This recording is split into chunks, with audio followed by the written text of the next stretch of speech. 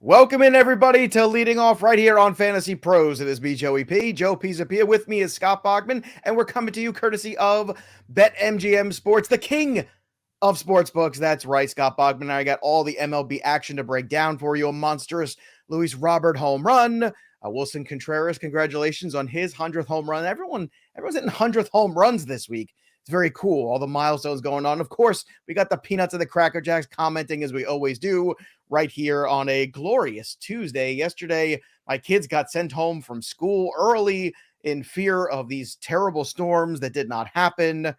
They did rain later. It's amazing. The difference between when we were kids and kids now, it's like, well, we want to be safe or sorry. There was no kindness for us as children. It was like, well, if you get hit by lightning, that's on you. Tornado takes you. That's, we could care less. Do you get that feeling, Pogs? I do remember walking to school and seeing the raindrops freeze on my hat when I walked in and and be like, man, I probably should not have been walking to school today, but that's just the way it was, so didn't have to do that for very long because then I moved to Arizona where it doesn't rain and it's just always hot. So never happened again, but it did happen to me when I was 9 or whatever. So but yeah, I'm let's talk some baseball, man. I'm ready. Yeah. Let's do it, baby. Let's do it. If you want to talk with us, make sure you subscribe to our Leading Off show right here, which is on Fantasy Pros MLB. Subscribe to our MLB channel on Fantasy Pros, and then you can make some comments and become a peanut and a cracker jack, and your life becomes complete. I'm telling you, it's the way to go. Let's kick things off here with Gary Sanchez, homers and doubles in a win over the A's. My boy, Freddie Peralta, fans 10 over 7 scoreless innings. It was a beautiful moment. One of our Peanuts and Cracker Jacks actually hit me up in the Discord channel because he won $500 last night playing DFS with our picks last night. Pretty good. Not too shabby. I think it was like a $5 entry or something like that. So there we go. Nice return on your money. Over the last 5 starts for Freddie Peralta, 1.57 ERA, 6 strikeout. Just 6 walks over that period of time. The guy's been absolutely electric in what he's done. 8 is the whip, 0.80 is the whip right now for Freddie P. So people who get concerned or freaked out over a short period of time here, you got to just calm down. Especially in April, this is the first thing. When people started freaking out about Freddie Peralta in the first 2 weeks, we were practicing patience on this show. And if you had patience, it certainly paid off because he's been dominant. Yeah, and there's just no reason to panic until about 6 weeks in. I mean, if a guy is you're the 6-week guy. Yeah, if because that's when teams start to panic. That's when Jared Kelenic got sent down. That's when the teams start to go, all right, we've had enough. We're not letting you come out of this anymore. Go figure it out down in the minors and then come back up unless they're really young. There's just not, especially with established veterans, there's no reason to panic early in the season. I mean, remember Paul Goldschmidt had the worst 8-week stretch ever a couple years back and then was an all-star from that point on. Sometimes it's just guys are in a funk, can't get right, whatever.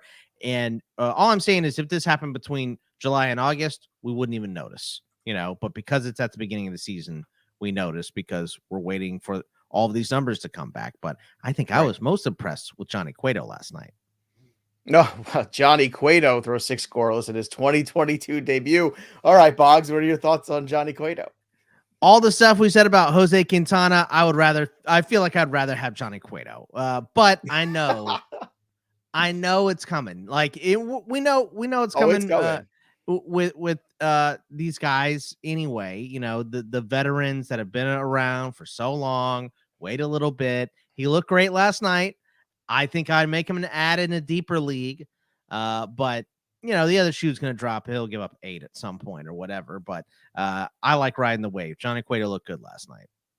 I just don't know how long he can keep a rotation spot too, because you have Giolito coming back today. You have, I assume Lance Lynn coming back at some point, right? Eventually, it's funny. We've gotten updates on, we've gotten updates on DeGrom. Even we've certainly gotten updates on Chris Sale that he's throwing. I don't know what that means. He's throwing. He's playing catch, which is great. I play catch too outside, so I don't know what that means.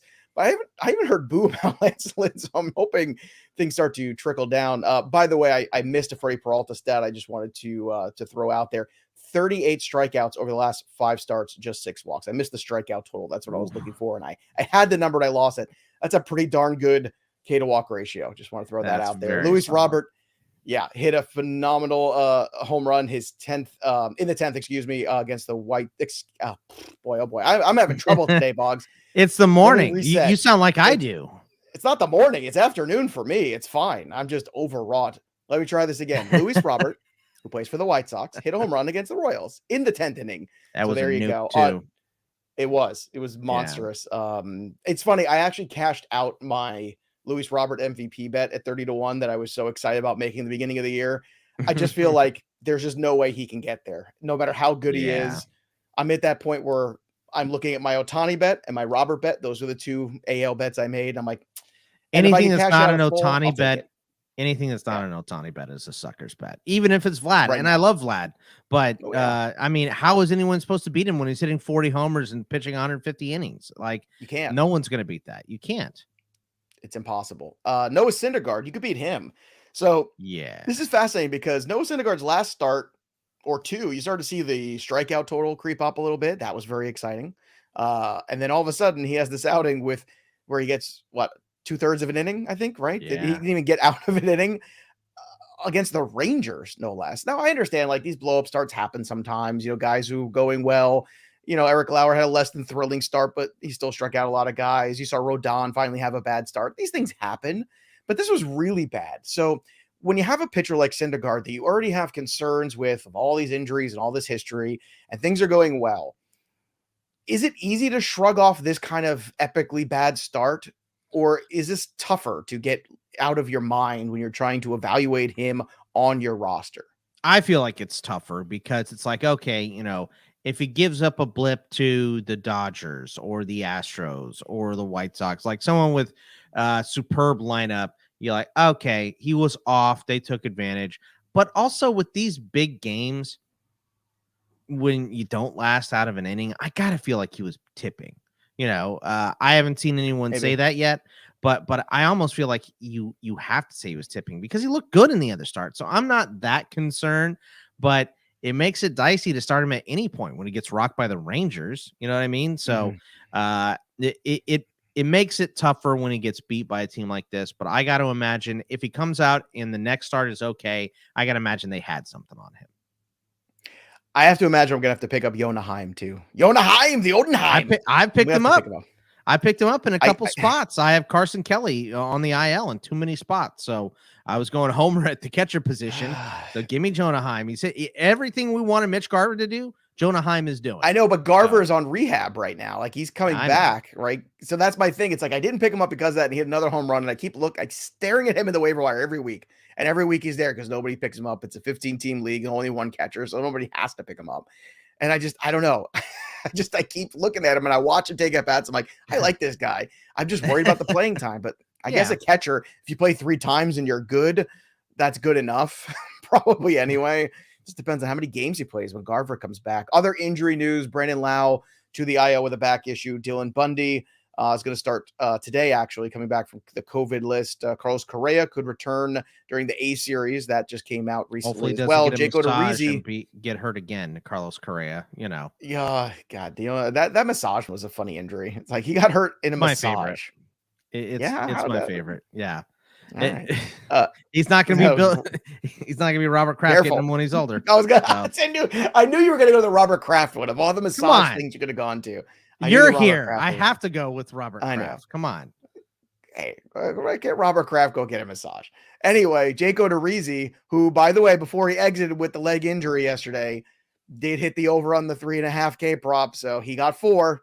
He got the 4. But it stinks that he had. Thank God you won us some money before you got carted off and your career's in jeopardy, Jaco. Thanks a lot, buddy. Appreciate that. I don't know if his career's in jeopardy. We gotten to that point with this. I thought he was being evaluated still. That's the last thing I heard. I mean, it did not look good, dude. I thought it was Tucker at first in the outfield because I was doing my stages last night on Discord, and I looked up at my TV and I just see an Astros guy rolling around on the ground, and I think outfield collision maybe. Is that Odorizzi? Is that Tucker? But then it was Odorizzi, and carted him off. It did not look good, man. He looked very upset. I hope and it's upsetting too because he was a guy who last week I was looking at. I was like, hey, let's pick him up. Turn it on. Got 2 starts over the last. Would trust him way over Cueto and Quintana. I'd much rather have Jake Odorizzi, but not now. This is why we can't have nice things. All right, let's talk about this. Before Monday night's game, Cody Bellinger, Max Muncy, and Gavin Lux all practiced bunting to beat the shift with manager Dave Roberts, who was a pretty good bunter back in his day. He was a bunting speed kind of a player. In the sixth inning, Max Muncy laid down a perfect bunt and was right up the third base line against the shift for a hit. And Chris Taylor followed up with a 2-run home run. A baseball game broke out. Your thoughts on this? And will teams start to do more of this, especially any offenses that might be struggling when they have that shift come up there? I mean, look, if they're giving it to you, take it. I feel like the individual ego has gotten so out of whack sometimes that people forget they're about winning baseball games. And if it helps you win a baseball game against the shift, go bunt until you have to force everybody back over and be neutral in the field. I don't think what are your thoughts ego. on this? I don't think it's ego. I think it's analytics. I think it's analytics. I think a lot of time they say don't take the bunt because you're probably going to get thrown out. But if you can lay it down perfectly, you're going to get it. This feels pointed at me, Joe, because it was against the D-backs, but it's all right. I'll save that. was it pointed yes, at you? It was just more teams should do this, especially teams that are struggling to hit. It just would make more sense. Get a runner on, make the pitcher feel a little bit of pressure. So every guy should have this in his back pocket. They should all practice it way more. They don't. I don't understand it at all. Like you said here, I don't know if it's ego, but it's something. Teams just don't want players to bunt. They don't want it as an option for whatever reason. Mm-hmm. But I think it's smart. And it's been part of baseball for a long time. It's gone away over the last decade. But yeah, I think we need to bring it back. And if Dave Roberts is the catalyst, so be it. Well, in the CBA next year, they're gonna have the adjustment to the shift, I believe, which I don't remember offhand all of the new rules about it. It had something to do with the outfield grass and how far over all these guys. Look, I thought it was very simple. That'd be like in the NFL, if you say you can only line up 3 guys on the line of scrimmage, right? Like, I don't like that. I think it's dumb. Yeah, but it's different in the sense of that's different because you're guarding certain individuals. And if you're running a play to the left and that's where you think the play is going, then you want to cheat over there. I understand that, but that's where the players are. In this, you have such specific positions in Major League Baseball. I think shifting is fine, but I don't think you should be able to shift players out of position. Like if you're a shortstop, you should be able to go all the way to second base, and that's where you stop. Once you cross second base, I think that is an overshift. I think that's ridiculous. Or when you legitimately just take a player from the left side, just stick him out there in short right field. I think that's a lot. By the way, so free safeties can't play. They can't play in the box anymore. I don't think baseball and football is a good analogy perfect for this. I don't know. I can't get there. Go Cards is on my side, by the way. It is ego and being more worried about your paycheck than the team. That's right. Go Cards. That's right. I don't know. It just, when you're playing defense against an individual versus playing defense against possibly where a ball is going to be in play, you're playing statistical average instead of a human being of where they are. I think it's a little different personally. I understand your point of view. Yeah. I disagree with it. It's a good point of view. I'm not saying it's bad. I'm just saying I disagree with valid. It. What do you think of this? Shohei Ohtani has a higher OPS 791 than Alex Bregman and has a lower ERA 2.78 than Walker Buehler. This is why I said that any bet that's not Ohtani for AL MVP is a sucker's bet right there. That is the exact reason. He's going to have a stat like that at the end of the year too. He's going to have a better slugging percentage or OPS or more homers and stolen bases than whoever, and a better ERA than whoever. It's going to be that way at the end of the year as well. The only way you're going to get Ohtani to not win the MVP in the near future is an injury or voter fatigue. They're tired of voting for him. He's won it 3 years in a row. Let's give it to Vlad or whoever, So well, and I kept saying the only reason you even got positive money at 3-1, 3.5 at the beginning of the year is because of the injury risk that you have in the Ohtani investment because he pitches. Right. So he has a higher risk of injury than any other player in that same category that's being considered for that award. So that's an interesting look at it. But I saw that yesterday on a tweet and I went, wow, not that you don't realize these things, but to see it in black and white, it's just stunning to look at. I know Welsh and I had a big conversation yesterday about if we're going to see more young players who can basically do both. Are you going to see if they can? Why not? That's my point yesterday, Boggs, was the small market teams. investing in players like that because, hey, I'm getting 2 players in one. Even if he's a Yeah. reliever, if you could swing the bat and give me an inning, hey, that makes a big difference on the roster. Today, I wanted to highlight some of our great writers over on FantasyPros.com. And of course, our good friend Eric Cross, who writes for Fantrax, and the Black Book also writes over for Fantasy Pros. And he did a piece about Dynasty stocks going up and down. So I wanted to talk. He's got Shane McClanahan, obviously, who's pitching out of his mind right now as a stock that's going up. And I wanted to talk about McClanahan's dynasty value right now because at his age, what he's doing right now, there's certainly the reason to start to look at him maybe differently. And this might be the window where you can buy a premium and actually get premium productivity. Where do you stand on McClanahan in dynasty leagues? Do you think he's going to have a run here in the next 3 years as, one of these top tier, top 10 type starters? Or do you think this is just a really good run? What are your thoughts on McClanahan? No, I believe in him. I definitely think he's a top 10 pitcher moving forward. He's been outstanding this year.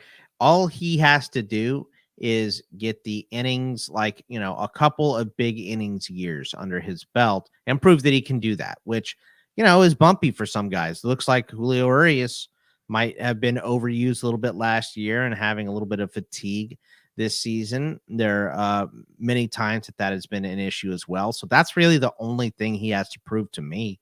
Is being able to stay healthy and make it through a couple seasons back to back of 30 starts here. So if he can do that, then he's definitely going to be an upper echelon pitcher moving forward. So, I think that's the only thing left he has to prove because, looking at his strikeout total tonight, I think it's 6.5 or whatever. And I'm like, how could you bet against it? You couldn't, if you don't want to go that high, I get it, but you can't take the under because he can definitely get that.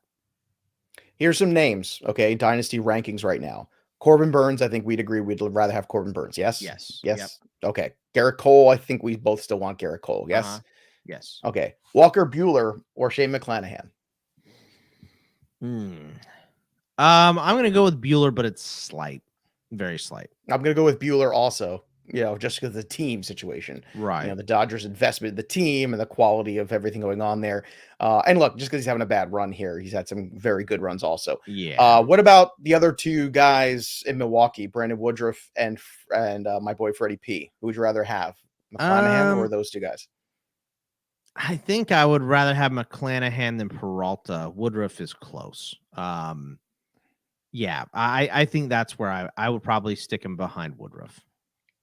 All right, the biggest faller in the same piece of Eric Cross's is Joe Adele, and with good reason. I think we've seen this act now for a little while, and there's certainly still plenty of time for him to turn his career around and kind of get right, or maybe he gets moved somewhere else. Maybe Joe Adele is the piece that some other organization takes on, just leaves him out there, lets him figure it out on the fly, and they get some more pitching for this run because I think the Angels are going to be competitive. They're going to be a playoff team, I think, this year.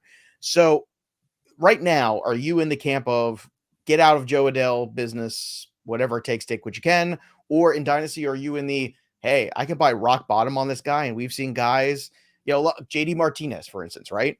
Big time prospect, was a guy couldn't miss with Houston. He was terrible. He was moved on. And next thing you know, he became JD Martinez a few years later. Right. So I'm not saying Adele's going to have that path necessarily because, that seems to be more of the anomaly. But where do you stand with Adele right now? Getting sent down, him, Kelenic. There's been two guys now, two premium dudes that we've been talking about for a few years. Massive disappointments. Would you be buying them in Dynasty? Absolutely. Yeah. I mean, you'd buy these guys now because their value is so low and it's not going to be lower. It's going to be, honestly, I feel like if I'm trying to buy them now, get them on my roster, it's going to cost me more than I feel comfortable because no one's going to want to give up on them when they're this low. But there are many leagues where you don't have like a minor spot. They're eating up a roster spot for the whole year and this team's competing. So they might be willing to go ahead and sell them off low. So yeah, I'm definitely buying because they have the talent. And, I think when you see that kind of stuff, there's some times where a guy comes up and, he's Billy Hamilton, you can't steal first. So that's all that matters for his career, right? A guy can't get on base. All he does is steal. And that's a wrap. He's not going to be good at the big league level. These guys both have power. I'm buying up both of them, but Adele especially, I would definitely buy. All right, our boy Casey Bubba's got a piece on Fantasy Pros as well about risers and fallers, and one of the risers here is a guy that I was very high on coming into the year. I lost patience with. I had a roster crunch at the time. I had depth in the middle infield, and I cut Brandon Rodgers. And Brandon Rodgers has shown some signs of life here in May, which is nice. In May, he's hitting 370, 2 home runs. So things are starting to pick up a little bit for him. He was dreadful in April. He was so bad. And I'm starting to regret this.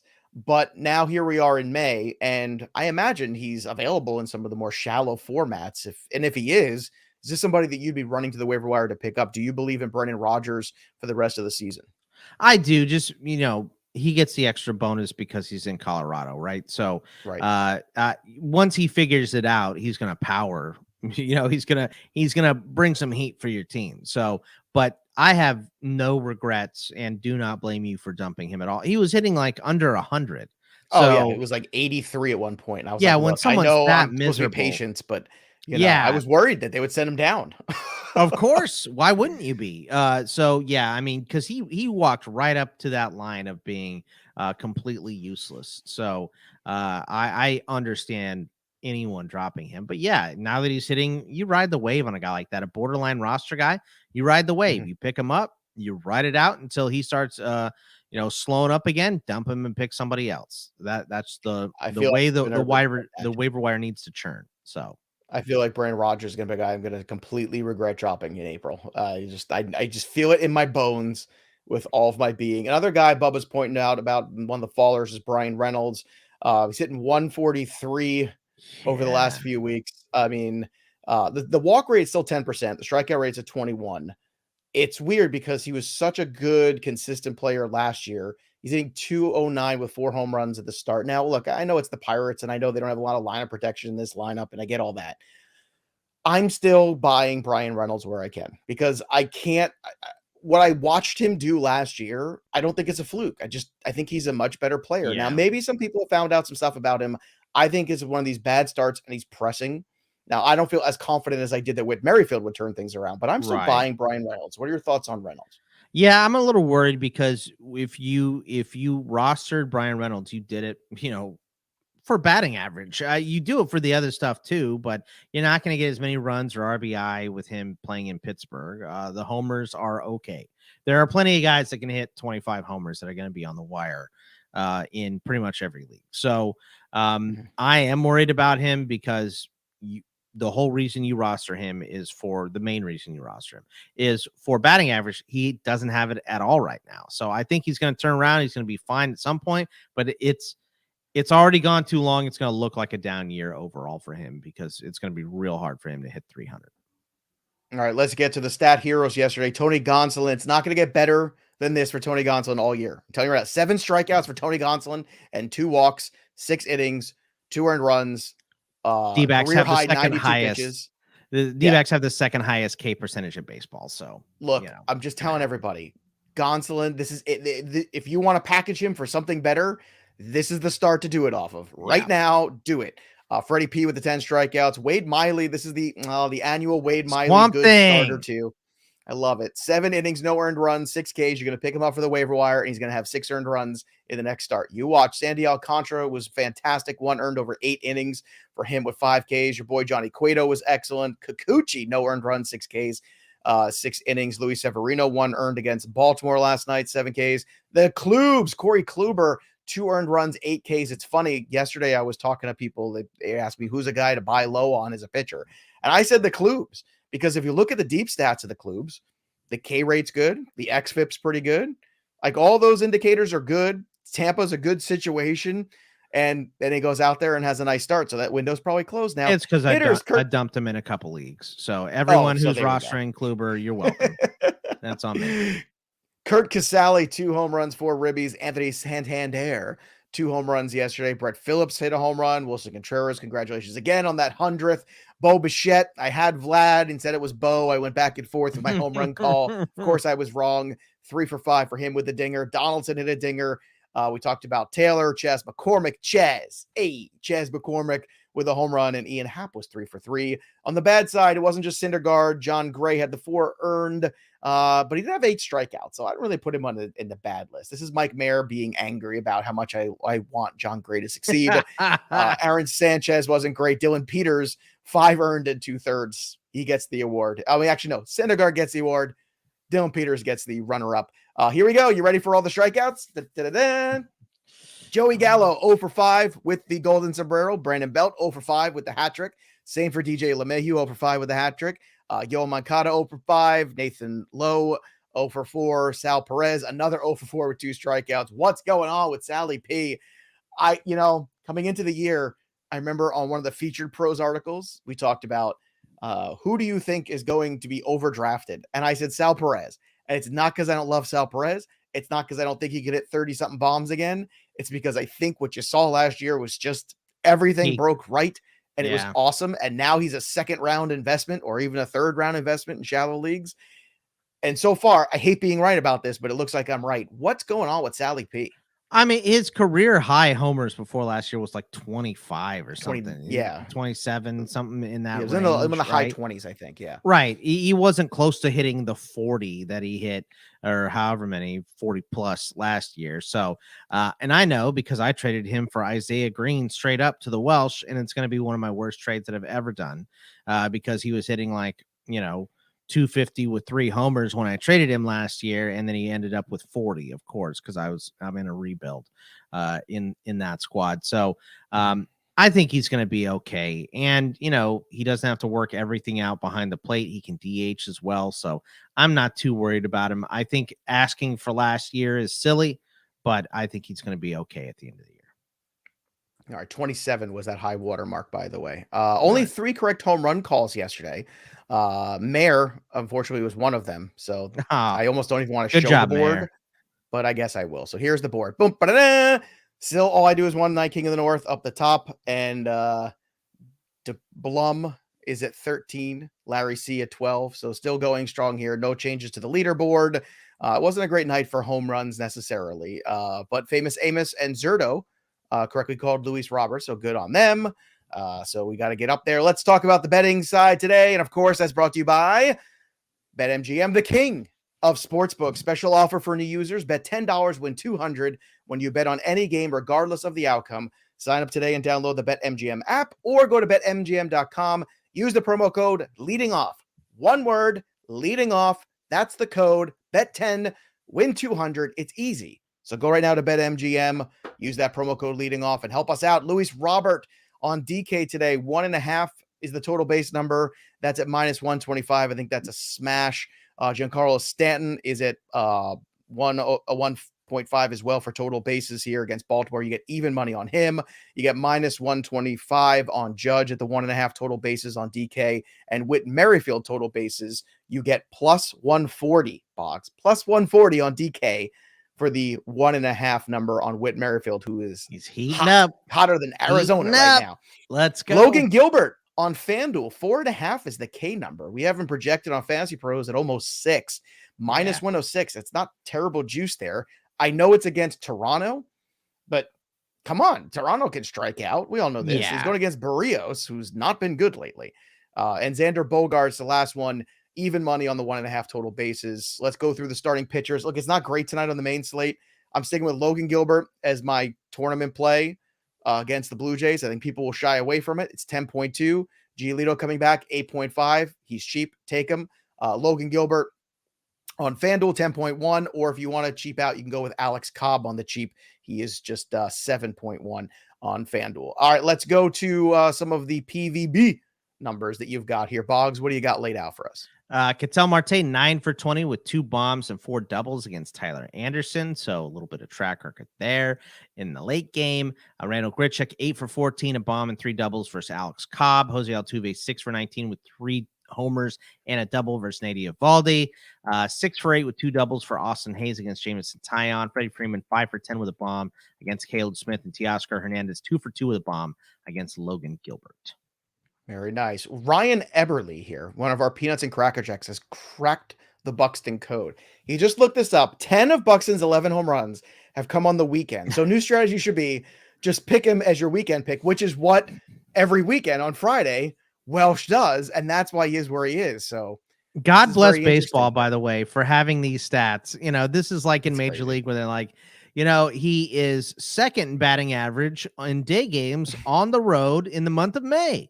So there you go. You can break it up into anything you want to make a player look good. I love it. And look, Pickles is happy with us from yesterday. Cashed the Odorizzi and Wood over K-Prop yesterday. Ooh. Welsh had one, I had one. We both hit it out of the park, so good on you. And I hope you're all doing this at BetMGM where you can get those lines. But look, bet it wherever you can, and this is why you go ahead and you use bettingpros.com, because you have the prop bet cheat sheet. That's where we go every morning. That's what I do. I filter them through. I look for the best money juices I could get, the players I like, the situations, the pitching matchups.